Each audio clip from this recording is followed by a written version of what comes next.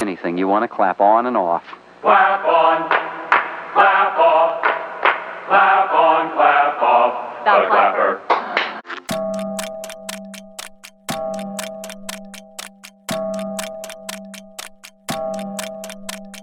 WKGF presents The Witching Hour with Max Thorn.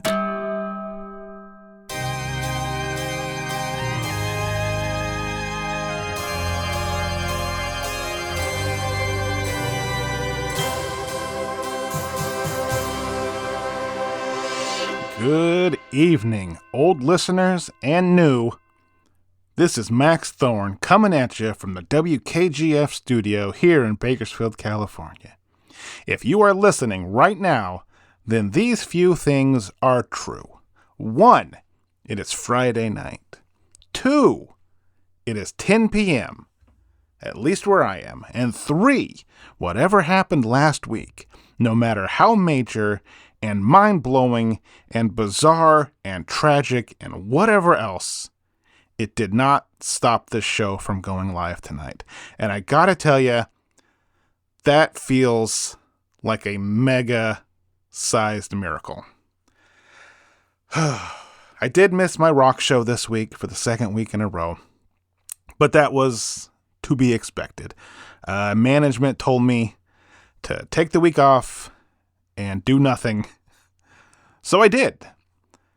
Turns out, when a woman detonates herself and 7 others with nothing but magical sound waves while talking to you on the phone, people suddenly become very invested in your blood pressure.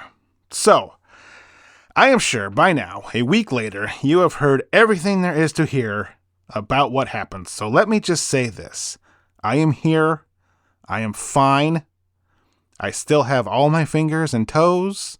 I'm in one piece. And eventually, I even slept. Eventually. Tessa, same. We're all good. Okay? So, thank you for the calls. Thank you for the letters. Thank you for the stuff you sent to the station. Especially the food, chocolate. But the flowers were also very nice. I really appreciate it. I can't believe that even was something that you all thought of to do. I read all the cards, all the notes, and just need you all to know how much it means to me and how much it means to me that you are here. I know what most of you new listeners want right now, though. You want details. You want explanations. You want me to tell you exactly what happened last week. And I get that. And if you were listening, you know, I think the audio painted a pretty clear picture.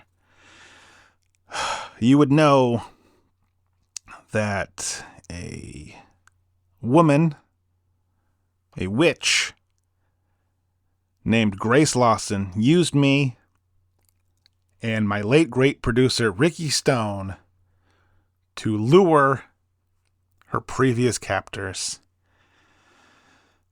When we, the Thorniacs, figured out this top secret government agency known as Echo thought they had her, but she had the upper hand. She used her witchcraft, her sound, her scream, whatever you want to call it, her hum, and killed all 7 members of the agency right across from where I am sitting right this second. Along with those 7 members, Grace Lawson was found dead. Her head was split apart from her own powers. And she went out on her own terms. And I am happy to say the world is now a better place. No matter what sob story she told us, she still stole innocent lives. And for that, there's no excuse. So that is all I will say. I am not a news show. I'm not a court. And I'm not going to pretend that I suddenly understand something that simply defies logic. I'm sure every news channel, every news show, every other radio show out there has covered this ad nauseum. Some will tell it like it was. Some will elaborate and pretend they know things we don't. And some, I'm guessing the majority, will outright deny it ever happened. And that's fine. We don't care about them. Because you and I, we're on the same team. We know what's going on. So I'm not going to go all over that. I won't confirm nor deny. Grace is gone. That's the official word. That's the unofficial word. That's the word everyone keeps circling back to. No matter how they phrase the question, she's gone. And that's all I can say about her. What I can tell you is what happened to me. I spent the last week answering questions. A lot of them. Some asked by people with badges, some asked by people with microphones, some asked by people who just wanted to know if I'd finally gone crazy. I answered what I could, and I stayed quiet when I had to. And I learned very quickly that when something happens live, the recordings become louder than the moment ever was. There are tapes now.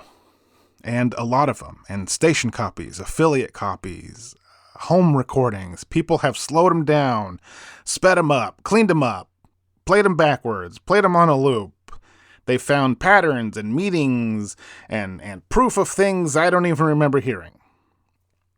That's what happens when you freeze a moment and hold it up to the light long enough. You start seeing whatever scares you the most.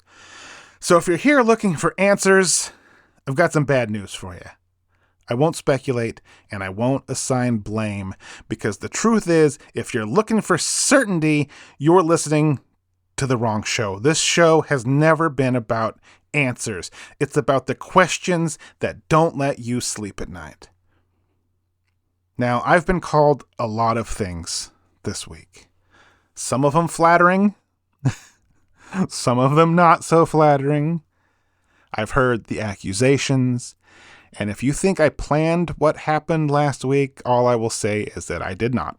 If you think I could have stopped it, maybe not. I don't know.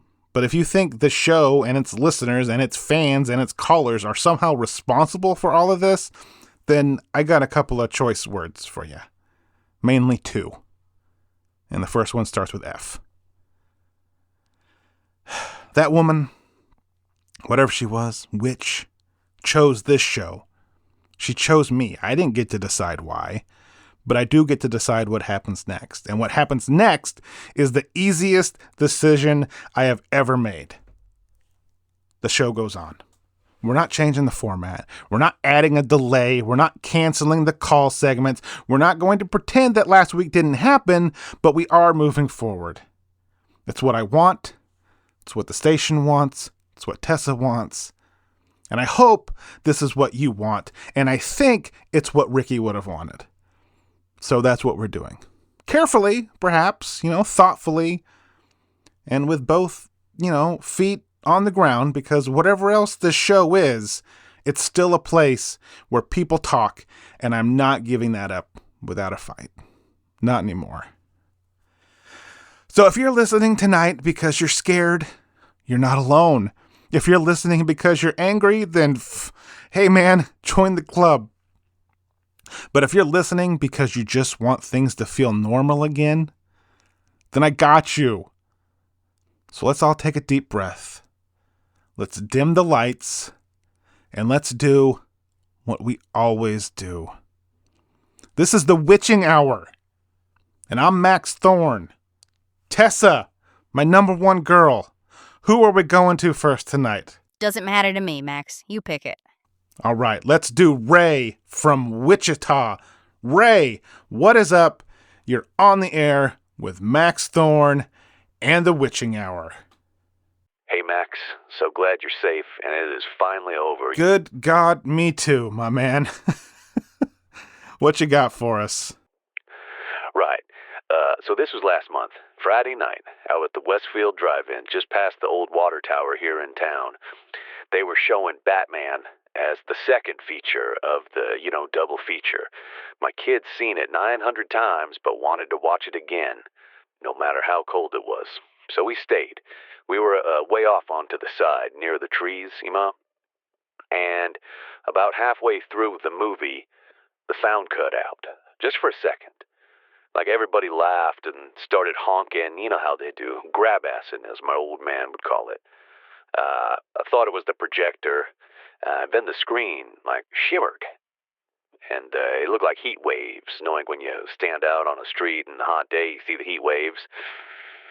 That's what the screen looked like. So I looked around to see if anyone else noticed, and nobody was looking at the screen anymore. But no one was yelling either, which kind of bothered me. It was like whatever instinct tells you to make noise, just shut off.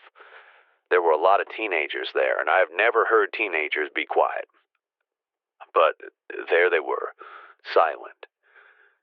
But they weren't turned around yelling at the projection booth anymore. They were all pointing towards the trees, actually, up over the trees.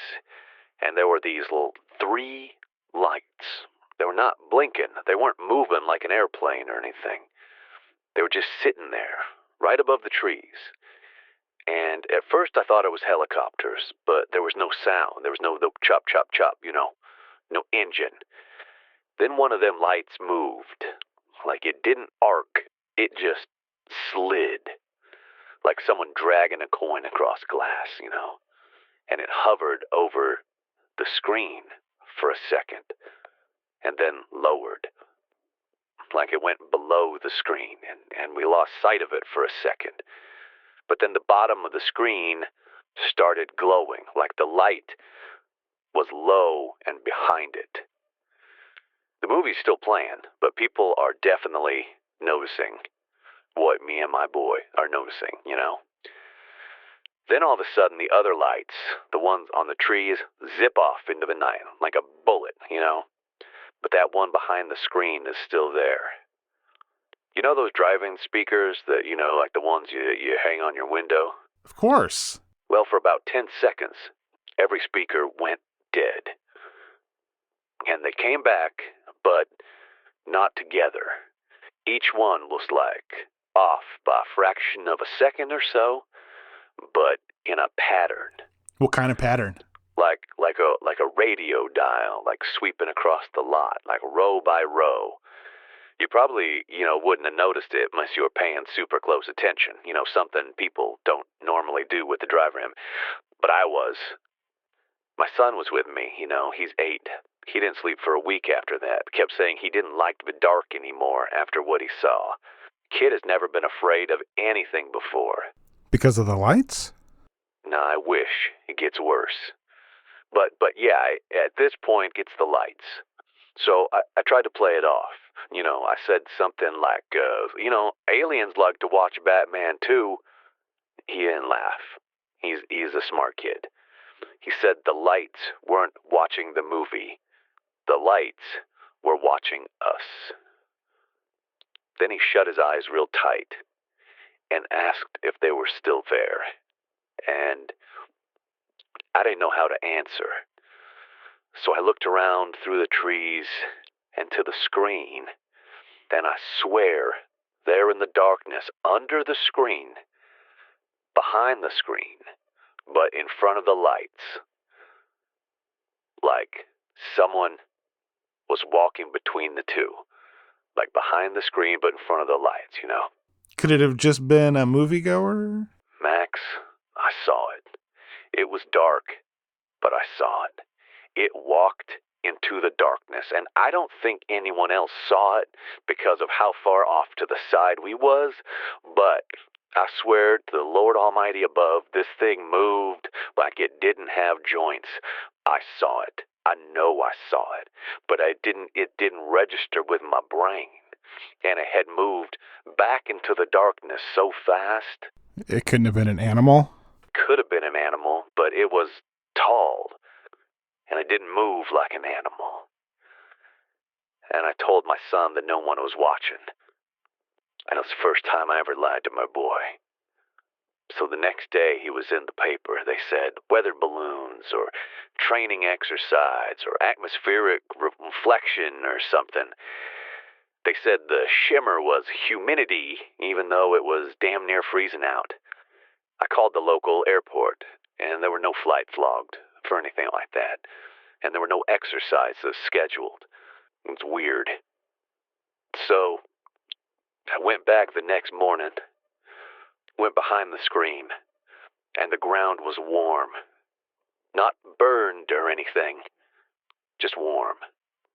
So the next night, I bring a meat thermometer with me. Same spot. Still warmer than everything around it. How much warmer was it? 5 degrees. Consistent. So I talked to the projectionist. Didn't tell him what I saw, just asked about the sound. He said the power spike didn't come from the booth. It came from outside. Upward is what he said. That was his word, but I have no idea how he'd know the direction. So check this out, though. A week later, they tore the screen down. Management said it was scheduled, that the old screen was damaged in a storm a few months prior, but they said only one screen would be operational for the rest of the season, which was just a couple of weeks, and then when they reopened in the spring, there'd be a new second screen. But I checked the permits. I know my stuff. I work in construction. It wasn't scheduled for anything. Someone done pour that screen down, flattened the dirt, regraded the lot, and put up a big fence under the guise of maintenance. Wow. Mm-hmm. Wow. Now, I'm not calling to try to convince anybody. I just want to know if anyone else was there, if anyone else remembers them whites, and if anyone saw a weird-looking creature hobble off into the night. Everyone I know said it was way too cold for the drive-in that night. Especially the second feature. But there were cars there. A lot of teenagers. And I need to find out who. And I don't know why I haven't heard about this more. I gotta say, I am impressed. You didn't panic. You didn't jump to conclusions. You checked records. You went back. You measured. That matters, and that is good work. Good thinking. Thank you. Thanks for letting me tell my story. Of course, if anyone was at the Westfield Drive-In on what day? It would have been Saturday, November 18th. In Wichita? Yeah, in Wichita. If anyone was there, you can get in contact with us here at the show, leave a message, and we'll get Ray's information. 805-272-0089. We will be back with more of The Witching Hour. Thanks for sticking with us, guys. No little cinnamon gum freshens breath longer than Big Red. So kiss a little longer, hold tight a little longer, be close a little longer, longer with Big Red. That Big Red freshness smells right through it. Your fresh breath goes on and on. While you chew it, say goodbye a little longer, make it last a little longer. Give your breath long-lasting freshness with Big Red. Like a lot of people, I'm taking better care of my body. Better care of my skin, too. With Skin Bracer Aftershave. Shaving is rough, so I use Skin Bracer. It cools and smooths skin. Tightens pores. That's the tingle. Smells great, too. But Skin Bracer's not cologne. It's skin care that feels good. That's why more men are saying, thanks. I needed that. Skin Bracer, also in spice, takes care of men who take care of their skin. Skin Bracer Aftershave. By men. Are these your drugs? Look, Dad, it's not... Where did you get it? Dad, Answer me. Who taught you how to do this stuff? You, all right? I learned it by watching you. Parents who use drugs have children who use drugs.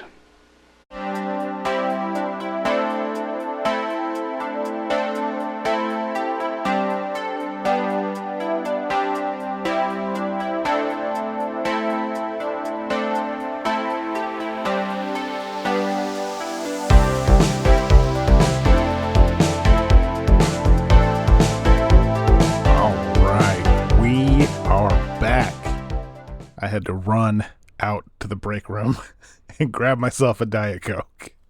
I made it back just in time. All right, let's hit the lines again. Let's go to Amy. Amy here on the air with Max Thorn and the Witching Hour. Hey, hi. I've called and hung up like 5 times tonight. I'm sorry. This is hard. That's okay. How can we help, Amy?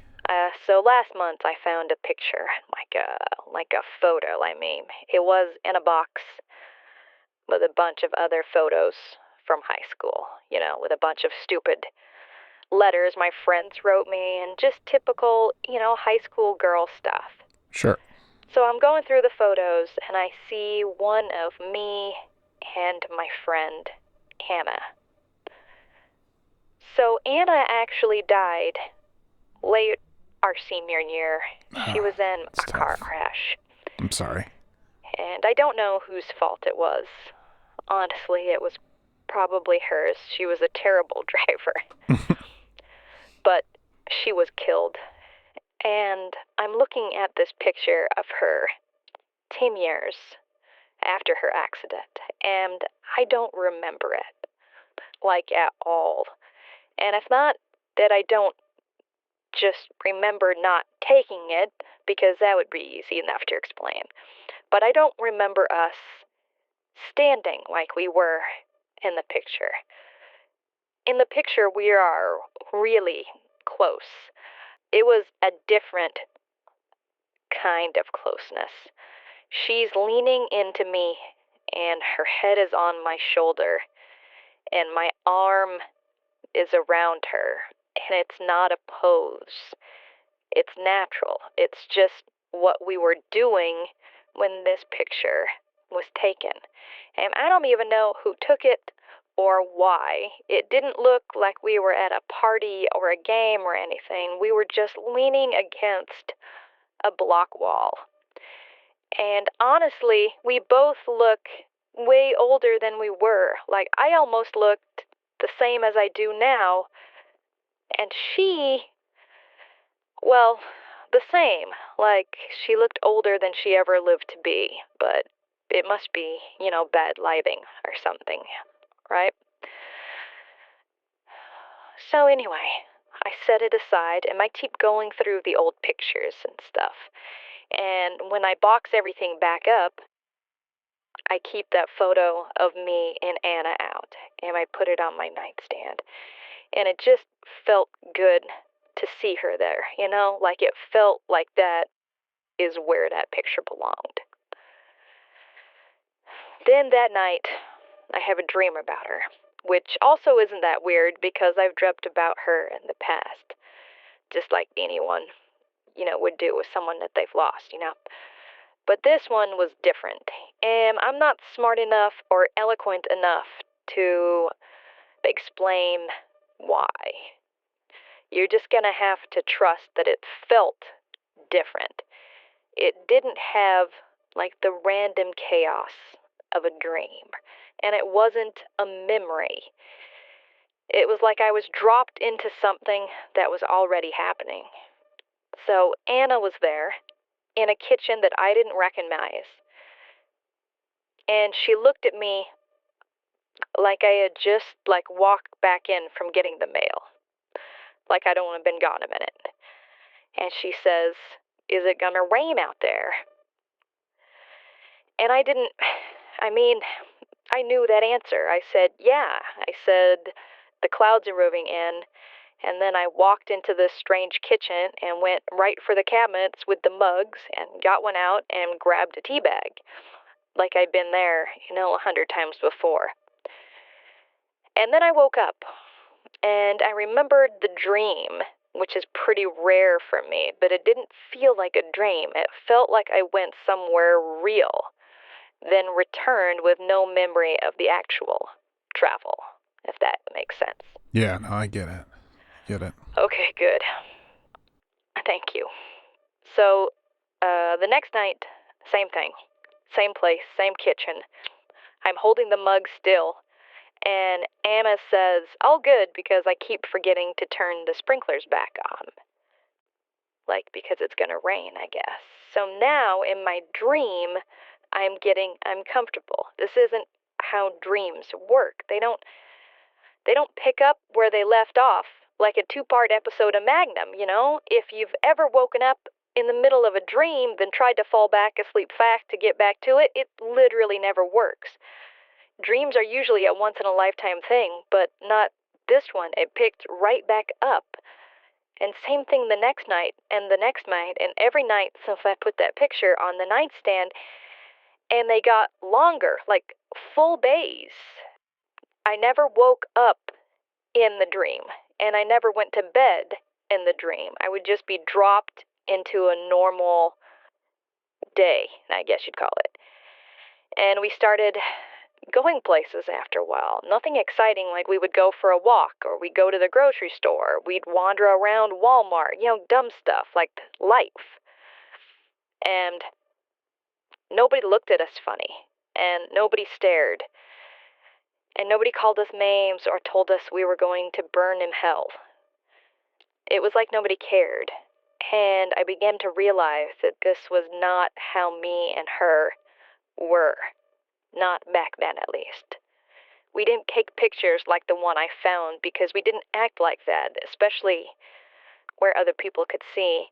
And I know it seems like it took a long time to notice, but Hannah wasn't 17. She had grown up in my dream. We're both in our late 20s, and we're just out in the wild, like living our lives with no judgment from other people. And it doesn't feel wrong. It doesn't feel wrong. I'll fall asleep now and entire days pass in the dream world. And again, no waking and no sleeping in there, but the days kind of meld into each other. But it's not weird. And when I'm in the dream world, we talk about the future. And it's so weird because there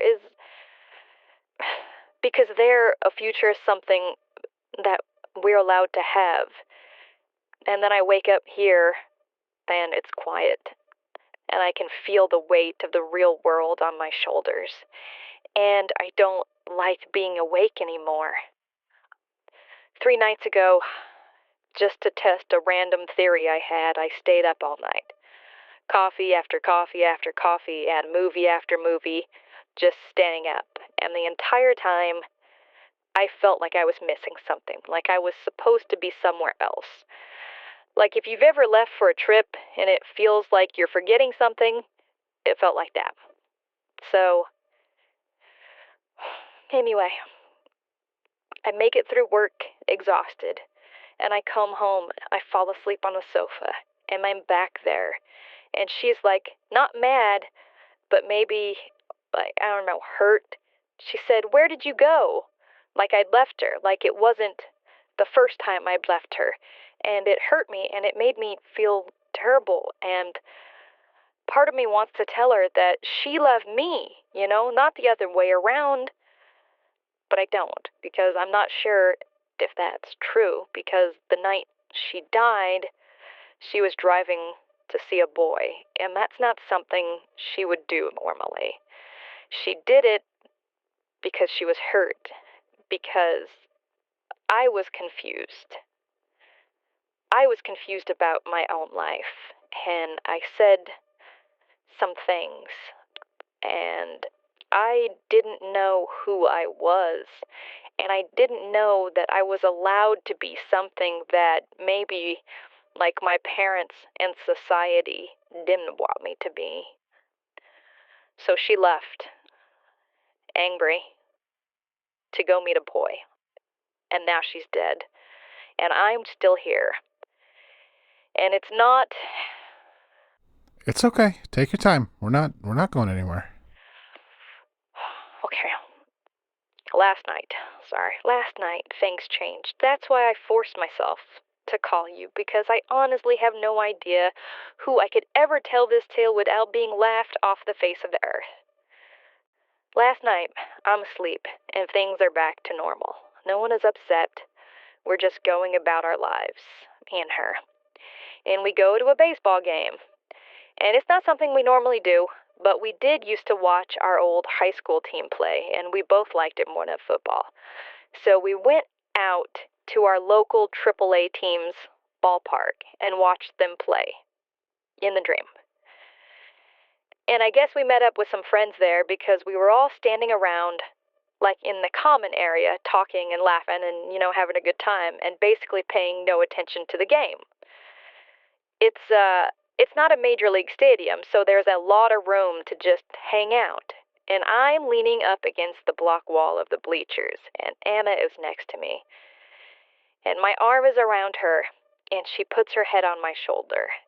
And one of our friends, I guess you'd call him a friend, but I don't know, he snaps a picture of us. And it's the picture. There's a reason we looked so much older in it. It's because it was taken last night and not 1979. And I don't know if I'm having some sort of psychotic break or going insane, but it has felt so real, and I don't want it to be over. And I am sick of returning here to this world. I want to stay there with her forever, and I'm just not sure I have the guts to make it happen. Whew, wow, okay, that is pretty heavy.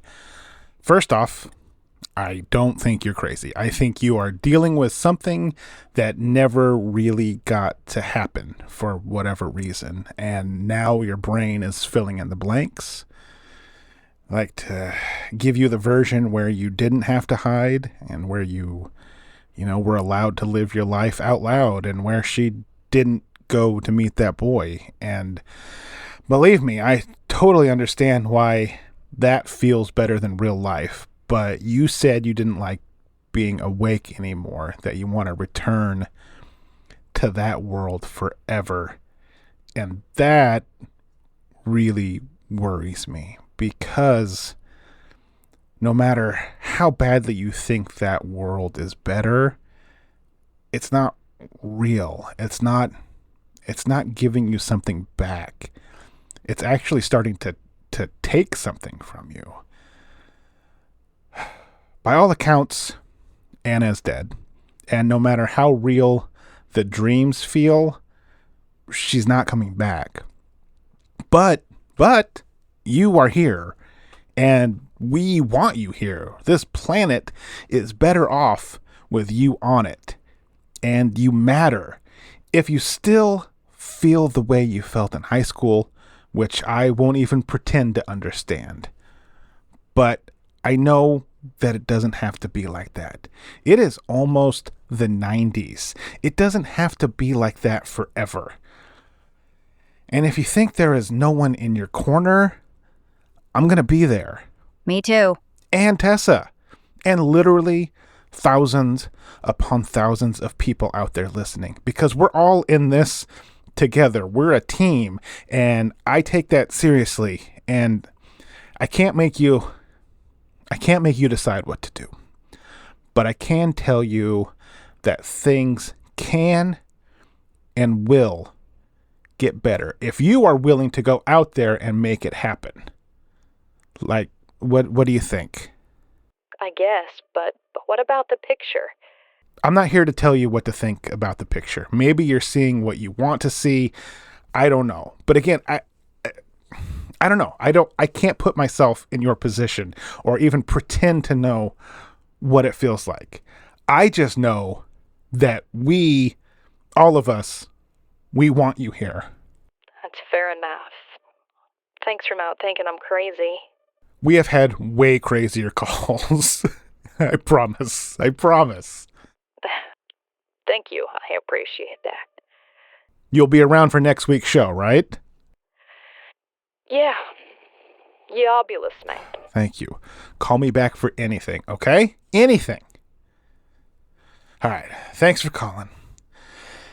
Oh, geez. Okay, let me take a minute to calm down from that one. That was brutal. Okay. All right. Let's go to Leo. Leo, you are on the air with Max Thorn and the Witching Hour. Hey, Max, glad you're still here. You are basically a hero. Let's not get crazy here, Leo. What do you got for us? Okay, well, my mom died Wednesday. Oh, man. I'm sorry. Yeah, me too. But, she had cancer, so we saw it coming, It's always just been me and her, really. Dad died when I was really young. And I never met my aunt, my mom's sister, and my grandparents live in Florida. I'm sorry to hear that. Yeah, well, we'll see about that. So, my mom is in the hospital, and we know it's probably her last night. My grandparents are there, and Mom tells them to leave her alone with me. So, of course they do it, right? Mom wants to talk to her son before she dies. That's perfectly normal. All right, buddy. I can tell you are very nervous about something, my man. Just let it out. Yeah. So my mom tells me something, and it's bad, Max. I grew up being told my mom had a twin sister. But she did have a twin sister. My mom was named Madison, and her sister was named Morgan, and Morgan was my aunt, obviously. So, okay, this would have been the early 60s, 61, actually, 8 years before I was born. So my aunt, she drives out to this place called Ellington Falls, and she threw herself in. She, killed herself. And her body was never found. It got, swept out to sea. And all that was left of her was her car parked on the side and her shoes and socks right at the edge where she jumped. And some of her blood on a rock. She must have hit, her head on the way down. My grandparents said this was a blessing. She likely didn't suffer. She hit her head and probably blacked out. But suicide. Funeral and everything, and then, whatever happens when someone dies. My mom would talk about her sometimes, but not a lot. And I always thought it hurt her too much. But my grandparents would tell me about her.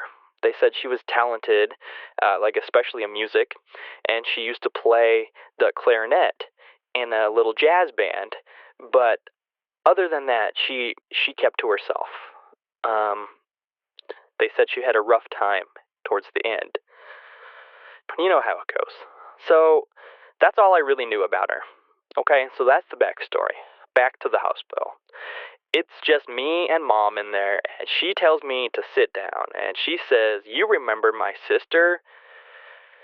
And I'm like, well, I never met her, I thought she was confused, that morphine was dripping in at a pretty steady pace, and she says, "I know," but this is what she said. She said, "People didn't really question things the way they do now.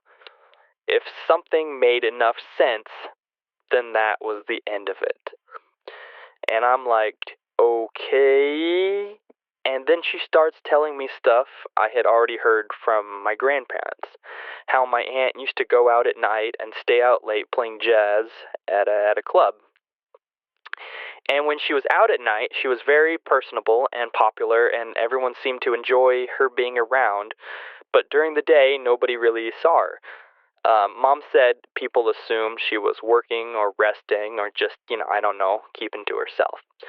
Then Mom said something that made no sense to me. She said, "It wasn't just her, it was me too." And I asked what she means, and she said that she was going out at night. She was playing in the jazz band, and she was mingling with the crowd. It was her. Nobody there ever saw the two of them together because there weren't two of them to see. So now I'm really confused. I've seen the pictures of the two of them. I'm well aware my aunt existed, so Mom must be really messed up and confused. So I just nod, and I said something like, well, you two were identical. It makes sense that you would share the same interests and talents, or covered for each other. I didn't know. I was just talking to make her feel better. Then she shakes her head, and she said she would be one person during the day and another at night. Different clothes, different places, different people, and dating different men. And no one ever questioned it. She said, I worked nights, she worked days, so I just grab her hand. I'm like, okay, Mom, it's okay, you know. Then she says, I hated her. I hated her, and I killed her. So now I'm like, wait, I tell her that she couldn't have known her sister was troubled, you know? Like, you can't blame yourself for someone else being depressed or wanting to end their life. And she says, no, you don't understand. She says, I beat her over the head with a rock.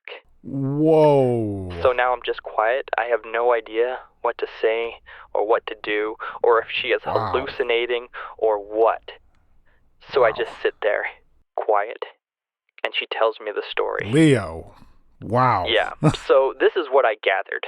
All right, check this out. I don't know what to do. So she tells me she hated her sister. Hated her. Like, hated her entire life. Okay? I don't know why, but apparently she did. And according to Mom, she had my aunt in her backyard and killed her with a rock and then buried her there. Then she set up a plan, as she called it. She began living like both lives. In the daytime, she was herself, but at night, she was her sister. And Mom said she called herself Clarinet just so she could fit in. And while going through the inquest, like, this checks out. Okay.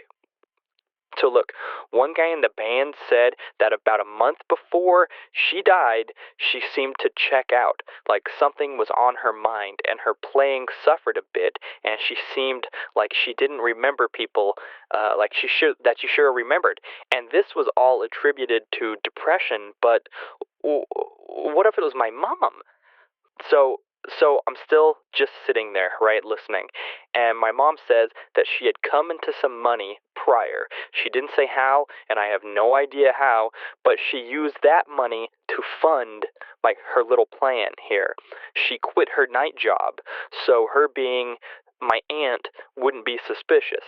My aunt was playing jazz, and my mom was at her job, and vice versa, when she was being two people. Like, my aunt wasn't seen in the day because she was sleeping and resting because she worked on that. So Mom was literally living two lives while my aunt was buried in the backyard. So she went on doing this so people would see my aunt's mental decline and not be shocked by her suicide. Max, God, okay, she even told me she was dating two different men, one as herself and one as her sister. She said she was sleeping with both of them to keep the illusion, like barf, right? But with nighttime boyfriend, she would play like she was unhappy, like seriously, like depressed. And with daytime boyfriend, she was herself, like happy as can be, right? Then when she staged the scene at the falls, even my aunt's boyfriend could vouch for the suicide. So Mom said she had the idea to cut herself and drip some blood on some rocks too. And they have matching blood, but like, who does that? Who does that, Max? Like, she said people believed it because she was, and I quote, this was her words, she was so damned good. Like, what the hell do I do with this? We still live in this house. My grandparents are staying here right now. Is my aunt buried in my backyard? Leo, you haven't told your grandparents? No. I've been terrified. Where are they right now? They're asleep. They live in Florida. It's way late there. They're up because, they're up here visiting because of what happened, you know. Okay, you realize this is a national show, right? Yes, I just didn't know who to tell. So I decided on you.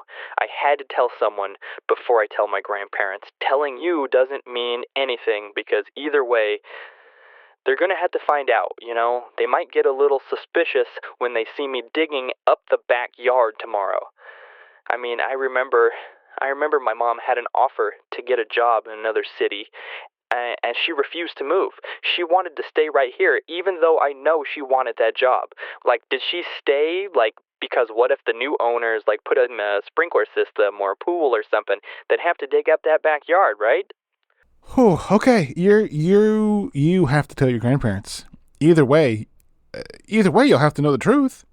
Was your mom just confused on the hospice meds, or did she really do this? And your grandparents deserve to know the truth, too. And, oh my God, whatever it may be, they deserve to know it. So first thing tomorrow morning, I want you to sit them down and tell them. And I mean first thing. In fact, if the phone rings tonight or before they are awake, you wake them up and you tell them.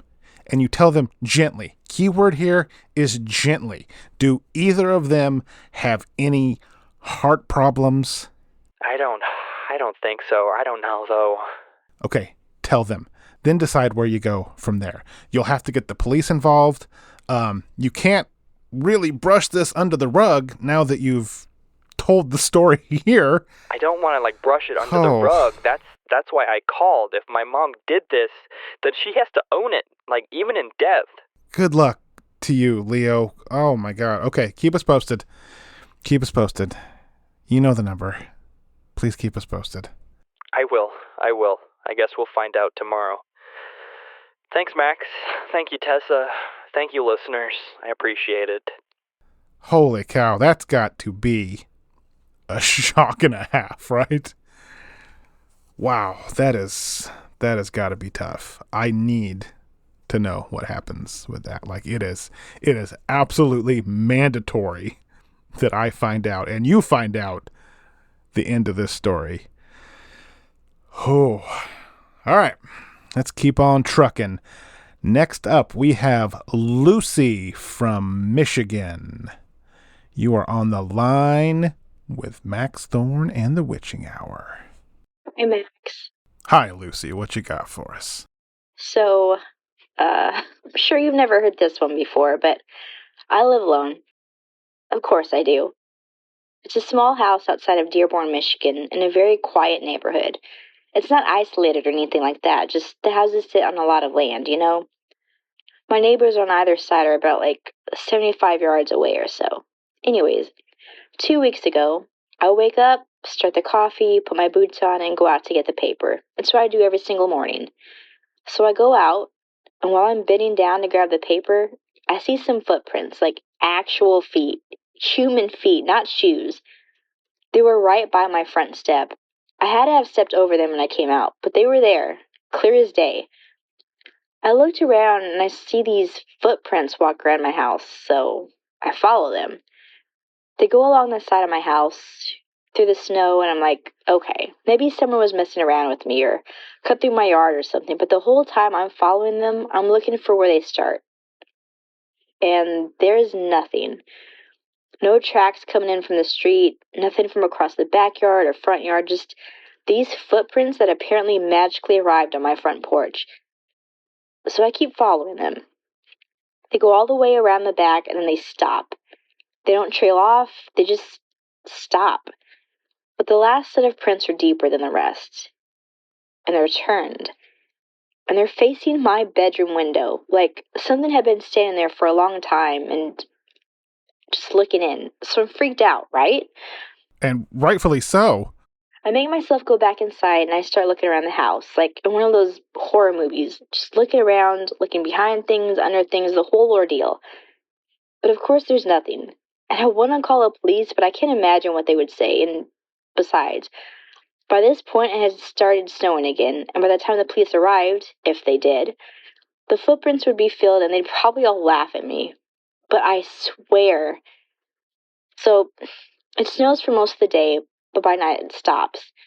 All the footprints are covered in fresh snow, like it never happened. So, that night I make sure all the doors and windows are locked, like, duh. Then I went to go to bed. I pull the curtains shut. I usually keep them open because I love waking up with the sunrise, but not that night. No way. Curtains pull tight. It takes me a while to fall asleep, but eventually I do. And when I wake up, the curtains are pulled open. Not a little bit either. Like literally pulled wide open. And I'm in full panic mode now.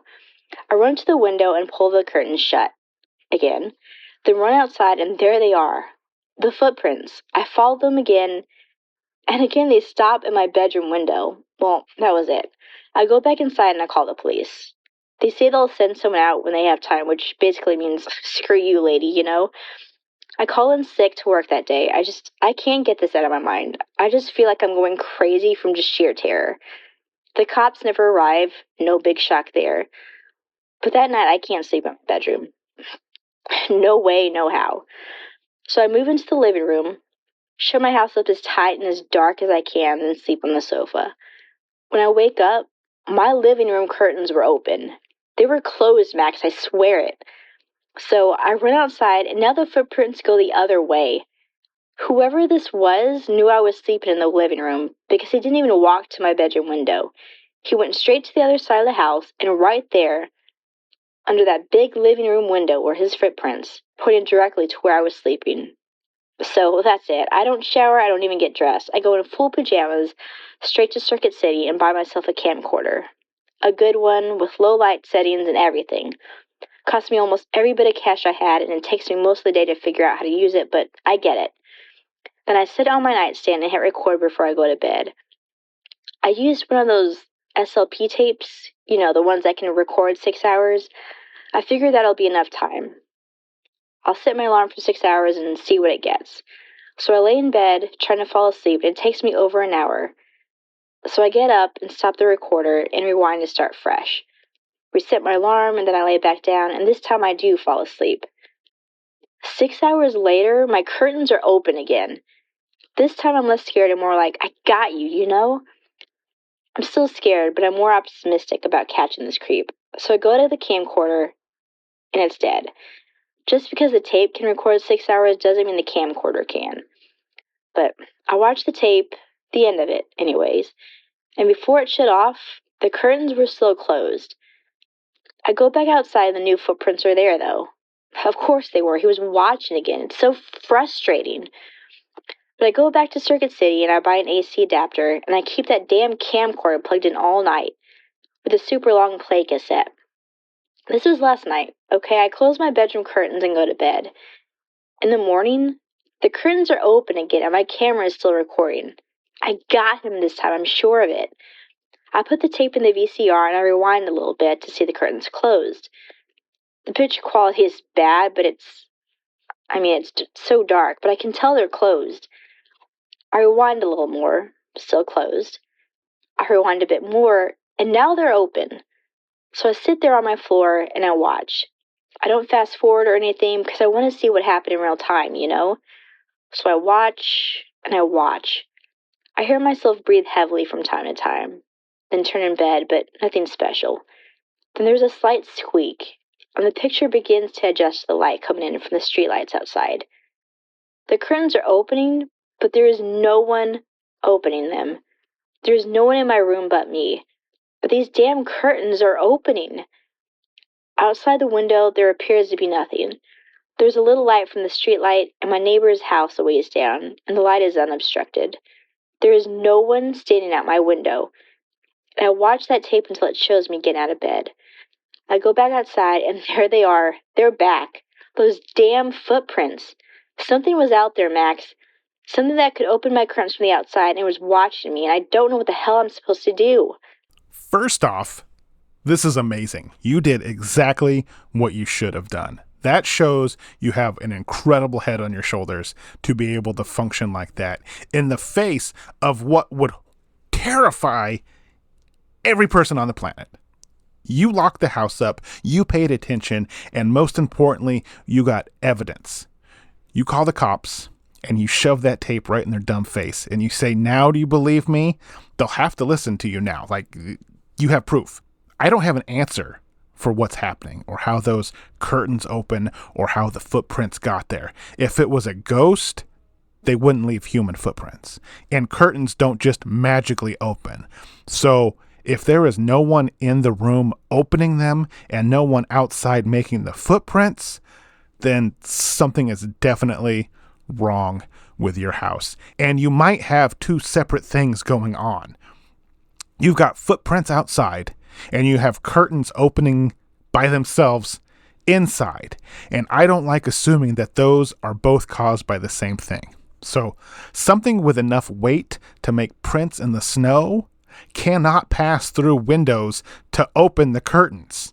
But maybe there's something already inside your house helping whatever is outside for reasons I'm unsure of. What I am sure of is that you should not be alone in that house tonight. I know it's late in Michigan right now. It's past midnight, but I need you to go stay with a friend tonight, or a motel, or family. I don't care where. And as soon as the sun comes up, you get someone out there to look at that house with you. We need to figure out what is doing this, or who is doing this, and why they are doing it.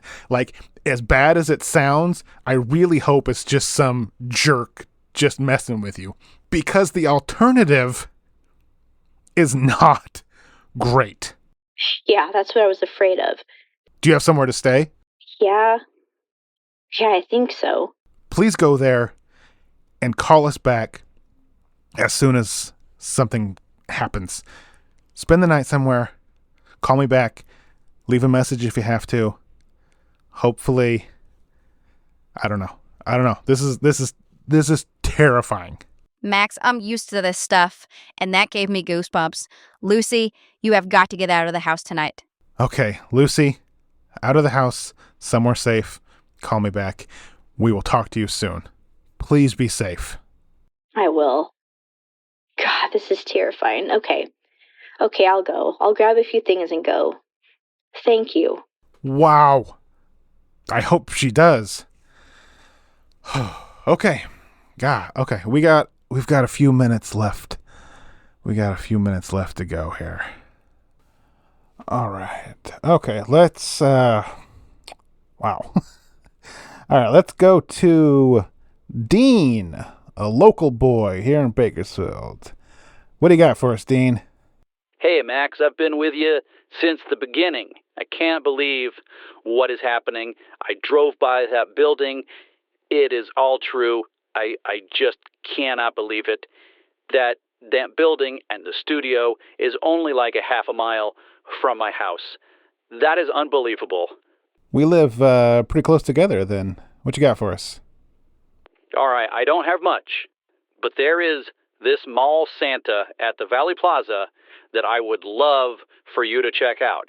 Some of the things he's been saying have been kind of creeping the kids out a bit. Like, creeps the kids out? Like the local guy with the lollipops and the trench coat? No, no, nothing like that. Nothing like that. It's just weird, and it seems like it would be right up your alley. And you think it warrants an official Max Thorn investigation? You investigated a vending machine. This one will be great. I promise. All right, Dean. We'll see. I'm going to transfer you over to Tessa. She's going to take your information, and I'll check it out this week. Deal? Deal. Fantastic. Cannot wait to check it out and try to get into the Christmas spirit. All right, guys. That will do it for tonight. Thank you for tuning in. I hope to hear back from a couple callers real soon. If you're still listening, feel free to call anytime during the week and leave me a message for Lucy and Leo and Ray with the alien stuff. God, hey, these are three stories I need follow-ups. Oh God. Oh, I need to sleep. These are 3 stories I need follow-ups on. All right. That's it for me. Max Thorn here, going home, going to bed. Hopefully gonna get a full 12 hours of sleep tonight. That would be a dream come true. So thank you for tuning in. We will see you all next week with another edition of The Witching Hour.